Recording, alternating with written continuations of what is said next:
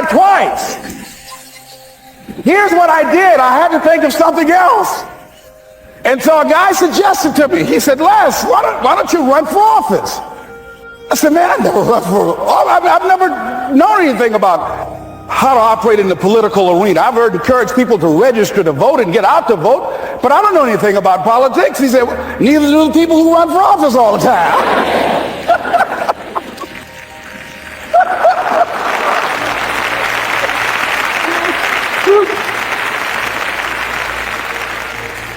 So I ran. Now here's what I'm suggesting. I ran. You got to do what you can where you are with what you have. I didn't have any money.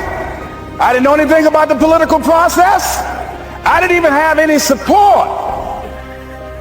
But here's what the guy told me. It's possible you could win. That's all I had. I was running against an endorsed candidate. He was an incumbent. He had the newspaper support, all of the leadership in the community, and I was challenging this guy. So I had a saying when I was on radio, stand up for what you believe in because you can fall for anything. And I would go door to door. I have my kids on one side of the street. I would be on the other, and I'd knock on doors. Hello, my name is Les Brown. Tell everybody I'm still standing. They get on the phone. Child, Les Brown was to my house today. You know the boy on the radio with the big mouth? Yeah, they found him, honey. Say he's still standing. See, I'm saying just keep moving. Don't start feeling sorry for yourself. Don't spend time blaming and talking about what happened to you. See, whatever you talk about, that's what you multiply and expand in your life experience. So don't talk about stuff unless you want it to keep on happening to you, all right? So I got in that kind of action.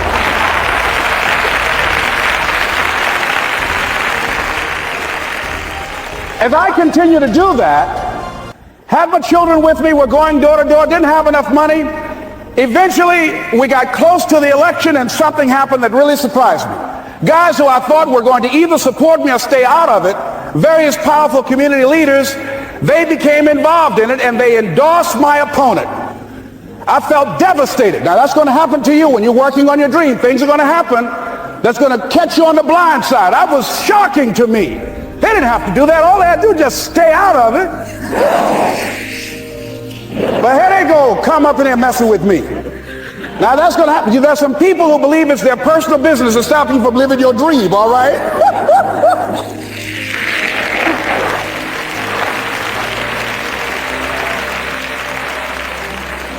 But I didn't deal with that. You want to make your dream come true, you got to stay focused. Some people rather get even than get ahead. Stay focused on where you want to go. I just kept on doing what I was supposed to do. And so I was driving to the radio station. My opponent had over $20,000. I had less than $800. As I was in the radio station, the guy said, "You're going to make a commercial?" I said, "Yes." He said, "It better be a good one because that money can't go pretty far here." And I sat there in the middle control room and I was thinking. And here's what happens when you get still. Stuff will start coming. Something said, call your mama. You used to talk about your mother on the air all the time. Ask her to say a few words for you. That'll be a different kind of political spot. So I called my mama, and I had a gospel record playing in the background.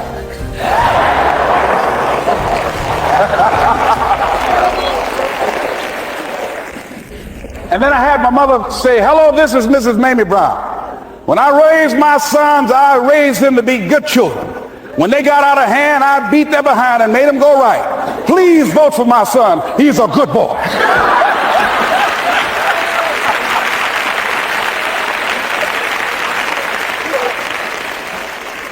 Usually in the state representative race, maybe 3,000 or 4,000 people will come out to vote in a primary. In that primary race, over 27,000 people came out and voted and said, "I'm voting for Les Brown because his mama said he's a good boy."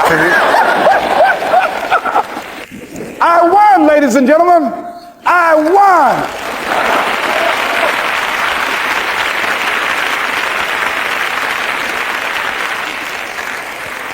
So you've got to be willing to stay focused, to be creative, to be relentless, because things are going to happen to you when you're working on your dream, when you get on track. I remember when I first got involved in speaking, one of the main things that speakers like to do is speak to a certain association that they have over 10,000 of their sales reps that come to this convention.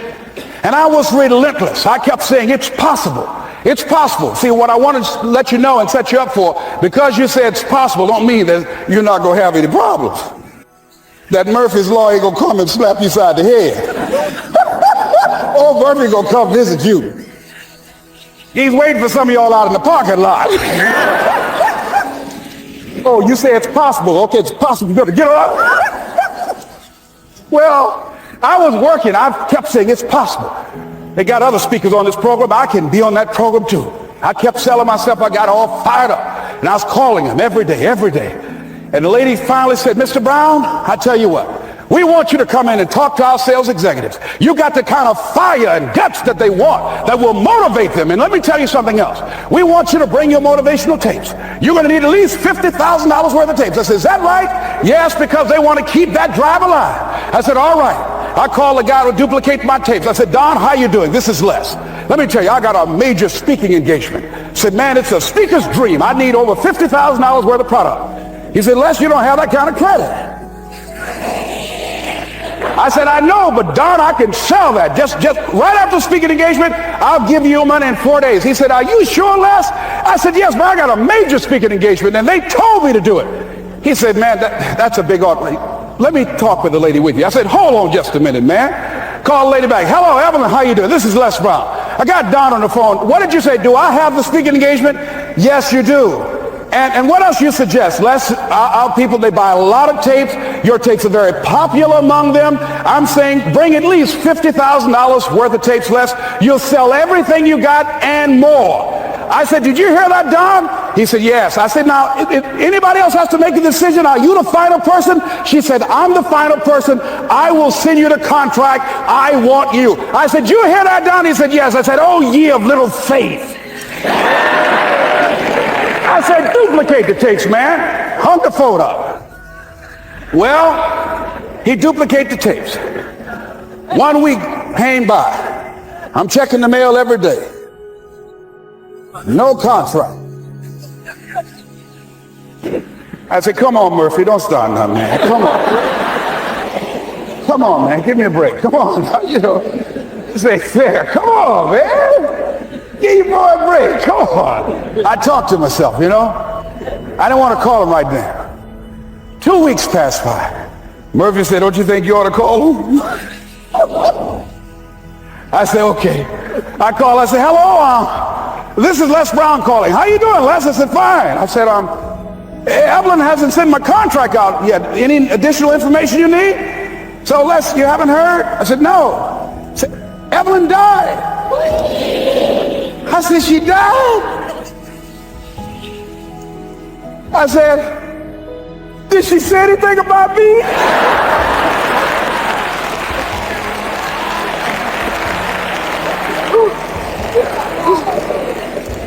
When I got home, I was so wiped out. And Murphy was in the house waiting on me. Murphy said, is it possible you want to listen to some of your tapes?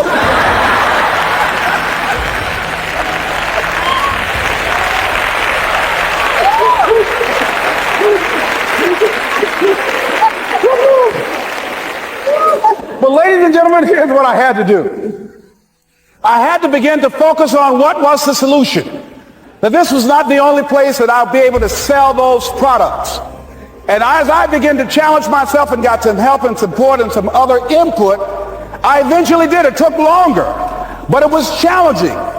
But I did it. Repeat after me, please. No matter how bad it is,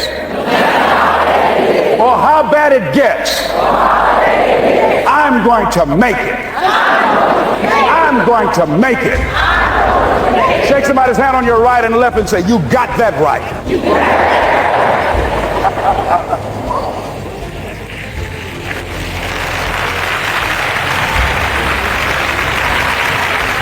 Repeat after me, please. It's possible. I can have my dream.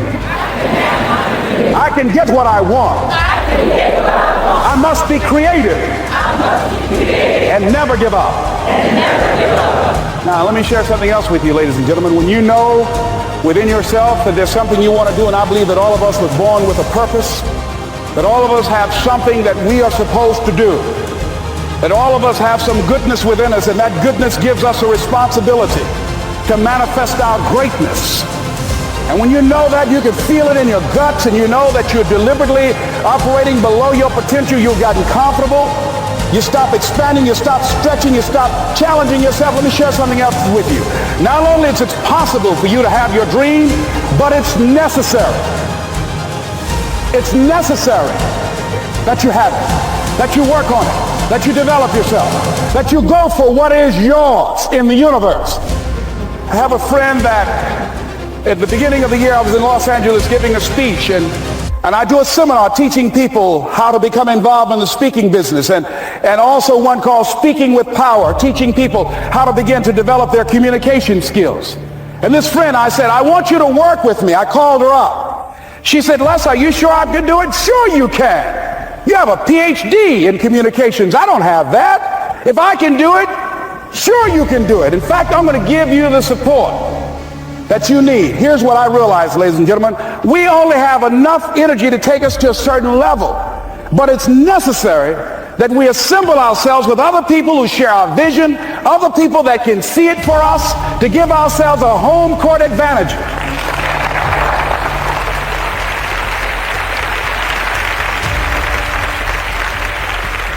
So it's necessary that you seek out other people who think like you, who are growing, who have decided that they are not satisfied with where they are. See, I don't believe that necessity is the mother of invention. No, necessity, in my opinion, is not the mother of invention. Refusing to accept things the way that they are is the mother of invention.